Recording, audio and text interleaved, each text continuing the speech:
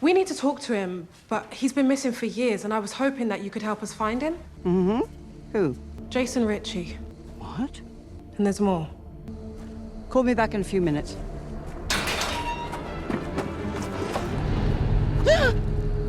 Don't wake the dead. On May 11th, 1973, in the Brick Lane section of East London, a man was walking home from the pub to see his girlfriend, Angela Hughes, when he heard a scuffle. Moments later, Angela's body came crashing down from her bedroom window, a knife buried in her stomach. Stunned, he looked up just in time to see a man slip out of the building and disappear into the night. Years later, the case is long cold, but it catches the interest of club members Elizabeth, Ibrahim, and Ron. They begin piecing it apart, searching for motive. The police had reported nothing stolen from Angela's flat, and the young couple was broke anyway. The only lead was the glimpse of the suspect her boyfriend caught. The boyfriend was Peter Mercer, a 25-year-old mechanic at the time. Peter vanished soon after Angela's death. Elizabeth develops a theory. If Angela had taken time to bleed out, then Peter could have tried to save her, but he didn't. The group agrees they'll need a medical expert to weigh in. Meanwhile, Joyce is showing her daughter Joanna around Cooper's Chase, the retirement community where she lives. Joyce is taken with the quiet charm of the place, but Joanna is less impressed, complaining about the llamas and rattled after stumbling into what was supposed to be the jigsaw room, only to find residents gathered around a crime scene board. Later, Joanna suggests her mother move closer to her instead, but Joyce gently refuses, admitting she'd feel out of place anywhere else. I do hope I'm right about this, Jerry. I'm not used to making big decisions on my own. Joyce says once Joanna has gone. She speaks to her husband's frame, hoping she hasn't made a mistake in deciding to stay. The trio find Joyce in the middle of a Sudoku game with another resident. Elizabeth, ever direct, deduces she must be a trauma nurse. After all, she hadn't flinched when Angela's photo appeared on the board earlier. Joyce confirms she is a nurse, and the club members introduce themselves before Elizabeth starts pressing her for an opinion on Angela's survival chances. Joyce admits Angela could have survived, and with that revelation, she's invited to a more private discussion with the Thursday Murder Club. Meanwhile, Ian is caught in a bitter divorce. His wife, Gemma, is filing after his infidelity and plans to take as much from him as she can. Frustrated, he confides in Bogdan about his plans to redevelop Cooper's Chase into luxury apartments. The opinions of the residents don't concern him, but his partner, Tony Curran, does because Tony's aunt lives in the community, and Ian knows he'll never sign off on the idea. Ian wants to fire Tony and replace him with Bodga so the project can move quickly. The offer is tempting, especially since Bogdan's mother is sick, but he warns Ian about Tony's violent nature and the danger of crossing him. Ian brushes it off with, I'm a pretty dangerous man myself. Before pressing Bodga for if they have a deal or not. After a moment's thought, Bodga agrees. Joyce meets Tony and his Aunt Maud. As they walk away, the rest of the club explains to her that Ian is rumored to be trying to get rid of Cooper's Chase. Tony might look rough, but for now he and his aunt are valuable allies. Over cake, Elizabeth tells Joyce that her expertise is needed on the case, even if only temporarily. She pulls out the board and briefs their newcomer. Years ago, a DI suspected Peter but wasn't allowed to pursue it. That DI was Penny Gray, Elizabeth's close friend and the reason the club has access to confidential cases. Penny helped found the club, though now she lives in the hospice wing of the community. Elizabeth still visits her, even though Penny is in a coma. Also present is John, Penny's partner, who asks after Stephen, Elizabeth's husband. Elizabeth admits Stephen's dementia makes some days harder than others. Fairhaven police send PC Donna to give the elderly a safety session, but she quickly realizes they aren't the type to sit quietly. They ignore her reading cards, and Elizabeth jumps straight to the question that matters. How long can Angela Hughes's case stay open before her missing boyfriend is officially declared missing? Things get worse for Donna when her car is impounded by the parking committee, leaving her stuck with them for at least an hour. The club seizes the moment and invites her to lunch. At the table, there's room for introductions. Donna moved here from Met London. Ron was a trade unionist. Ibrahim worked as a psychiatrist for war veterans, and Joyce was a nurse. Elizabeth remains secretive. Her husband is a published author, and she spent time in international affairs, but that's all she shares. After lunch, Donna and Joyce get to meet Ron's celebrity son, Jason. Once a fighter in his prime, he now makes occasional TV appearances. Donna soon departs, and the others' attention turns to a quarrel between Tony and Ian. The dispute is headed for court. Tony confirms for the club that what they had heard was true. Ian plans to turn the cemetery into luxury flats and the apartments into an event space, but Tony promises he'll fight Ian on this, making it clear that he's not someone to be messed with. Ian holds a consultation with the residents, who remind him that their signed leases limit his actions. He tries to assure them they will be rehoused and compensated, but they refuse to move, no matter what the agreement says. Ian insists it's his land and he can do as he pleases. To him, their objections are just noise, and the diggers will arrive soon. Tony gets home, still on the phone, venting about Ian being a bone in his neck, when he notices something unusual. Someone is coming down the stairs, someone he knows but didn't expect. Moments later, officers arrive on the scene, reporting that no murder weapon is in sight. Joyce hears the news on the radio and rallies the crew. She excitedly tells them that Tony has been murdered. This could be a next-level experience compared to the cold cases. Now we've got a real case to solve, isn't it wonderful? No, Joyce, it's not wonderful. If Tony Curran is dead, who's going to protect Cooper's Chase from being destroyed? Despite their shock, they realize there's a mystery to unravel. The police will be compiling a suspect list, and the club knows they'll need an insider to help, and Elizabeth knows just the person. Donna moves around the meeting, serving tea to the higher ranks, long enough to catch key details. The murder was staged to look like a robbery gone wrong, but there was no sign of forced entry. Tony suffered severe head trauma, and his last call had been to an unlisted number. While Elizabeth and Joyce play dress-up, planning to meet at the bus stop, Ibrahim calls the station, saying Ron has valuable information about the open case and requesting that an officer be sent over. Meanwhile, Ron messes up his apartment, and Ibrahim advises him to rough himself up a bit before the police arrive. Elizabeth and Joyce head to the station to report a robbery, but they insist they don't want the male constable at the front desk. Instead, they request a female constable, so Donna is called in to attend to them, and she's quite surprised to see them. The constable escorts them to the taped interview room and presses them on what shenanigans they're up to now. They cut straight to the point, offering her a chance to get involved in Tony's murder case.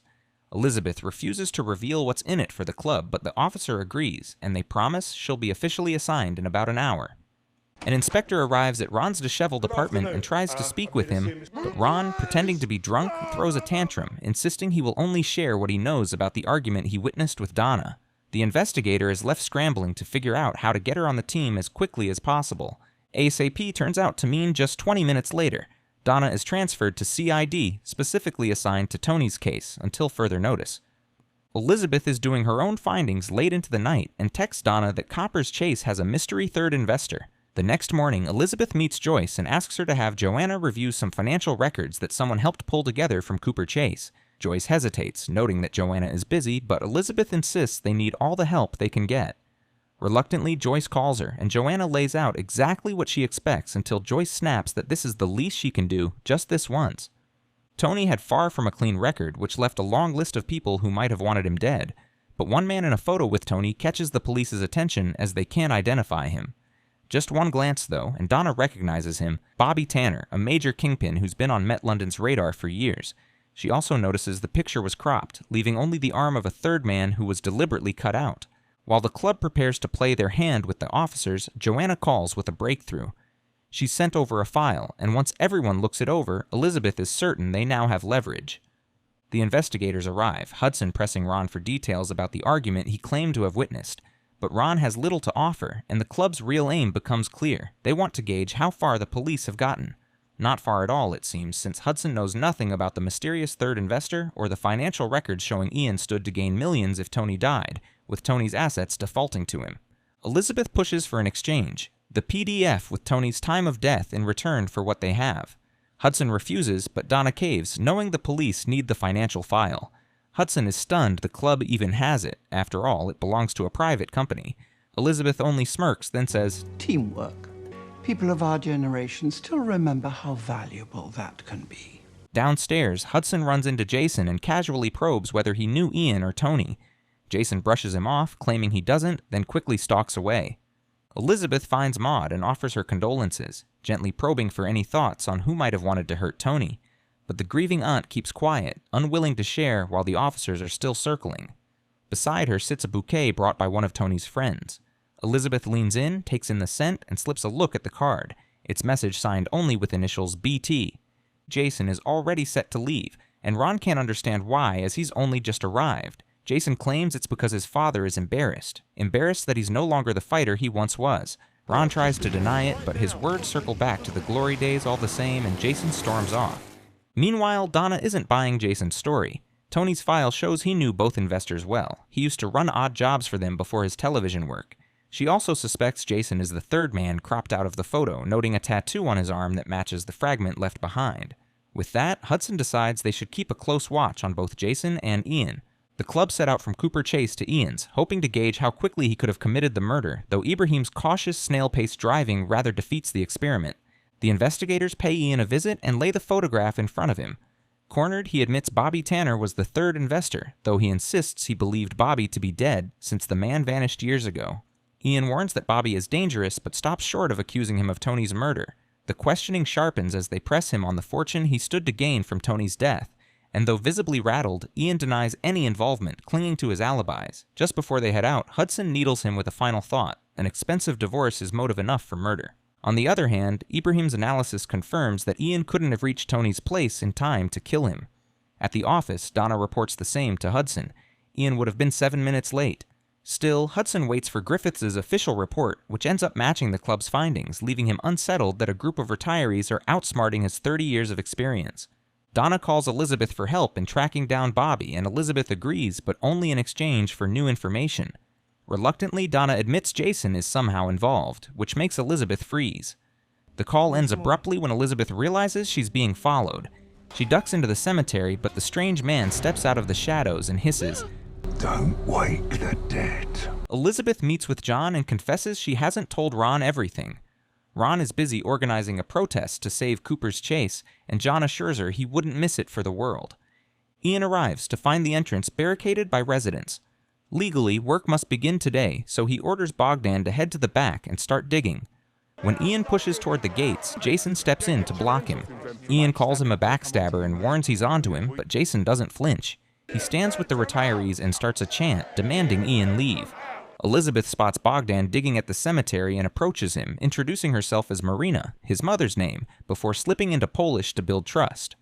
Bogdan softens and shares that he came to England seeking better opportunities.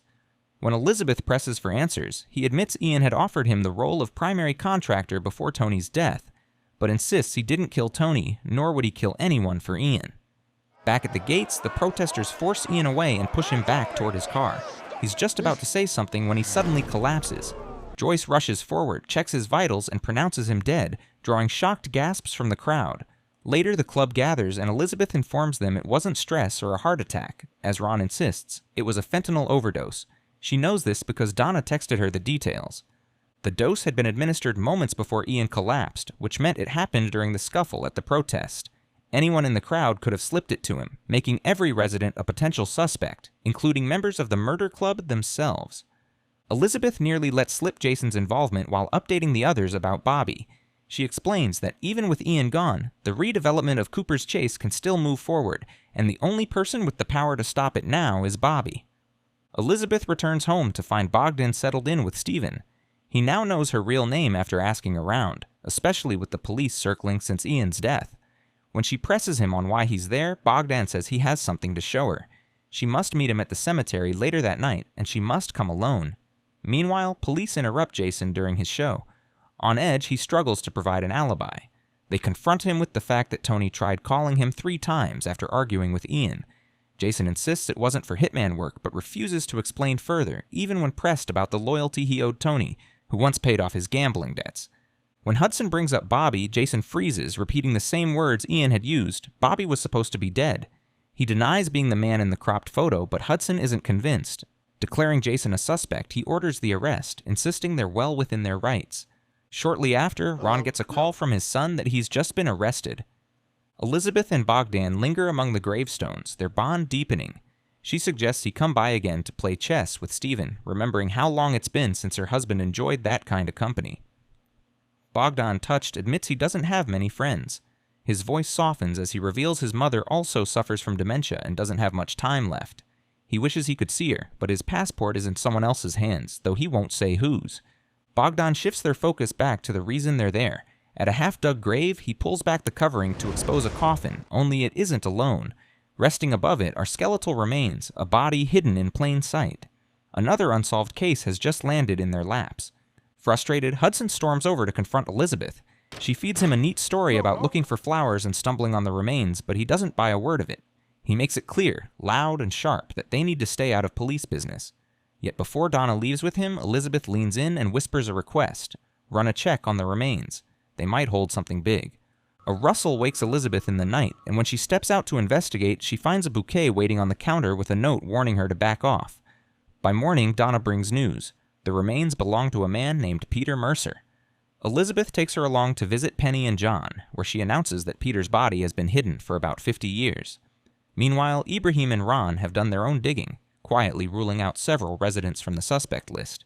Jason is being grilled at the station when his father suddenly barges in, declaring himself Jason's lawyer and insisting his son is innocent, that the evidence against him is nothing but circumstantial. Hudson fires back that Jason has no alibi until Ibrahim strolls in, cool as ever, announcing he's there to conduct the psychiatric evaluation requested by counsel. Joyce comes in with a cake, and it's a surprise Elizabeth isn't here too. At the core, Ron believes his son is innocent, and he just needs Jason to finally tell the truth about where he was the night of the murder. Jason hesitates, but when Ron speaks not as a lawyer, but as a father, the wall breaks. Jason confesses he's been having an affair with Gemma. On his phone is a picture of them together, time-stamped around the moment of the murder, finally giving him the alibi he needs. Donna receives a text from Elizabeth, pulling her to a florist market. Elizabeth explains about the bouquet and the note left at her place, noting the flowers looked like they were sourced from around Cooper's Chase. Even more telling, the handwriting matches the initials BT she saw earlier. Both trails lead them to a shop called Thorny Blooms, owned by Derek Ward. The receptionist points them to the basement to find him, while elsewhere Stephen and Bogdan sit over a chessboard, Stephen idly dropping his own theories about who really killed Tony. Bobby and Derek turn out to be the same man, and though suspicions linger, he's got a solid alibi for Tony's murder. Surprisingly, the florist business isn't a front. He's genuinely devoted to it. Still, as the sole owner of Cooper's Chase, he intends to sell the property for every penny it's worth. Meanwhile, Stephen fixes Bogdan with a measured look. You know, I don't wish to be rude, Bogdan, but did you kill Tony Curran? He's watched Elizabeth bend herself around this investigation, and in his mind, the pieces point directly to Bogdan. But Bogdan doesn't admit anything yet, just keeps moving chess pieces. Elizabeth asks to speak with Bobby alone. Not long after, a man arrives with news. More Polish workers have turned up, and he brings their passports to hand over to Bobby. Elizabeth wasn't meant to overhear, but she does, and she's furious. She scolds him that the operation is illegal. She then makes a deal. He stops the people smuggling and puts Cooper's Chase on the market to a buyer she trusts, and in return she'll keep quiet about his real identity and whereabouts. Bobby answers with a threat. If the police start asking questions, Donna will pay the price, but Elizabeth doesn't flinch. Stephen keeps pressing, gentle but steady, certain Bogdan had his reasons. At last, Bogdan admits it was an accident at best. He only wanted his passport back. Then Stephen's dementia drifts in, breaking the moment, and Bogdan smoothly redirects the talk to tea. Stephen brightens, telling him he likes his with 4 sugars when his wife isn't looking. Bobby agrees to Elizabeth's terms, but questions remain about who else might be tangled in the scheme. She learns Tony had been his partner in the passport trade, though unlike Bobby, he grew power-hungry and often refused to return the workers' documents. The realization clicks for Elizabeth in an instant that she needs to get home, fast.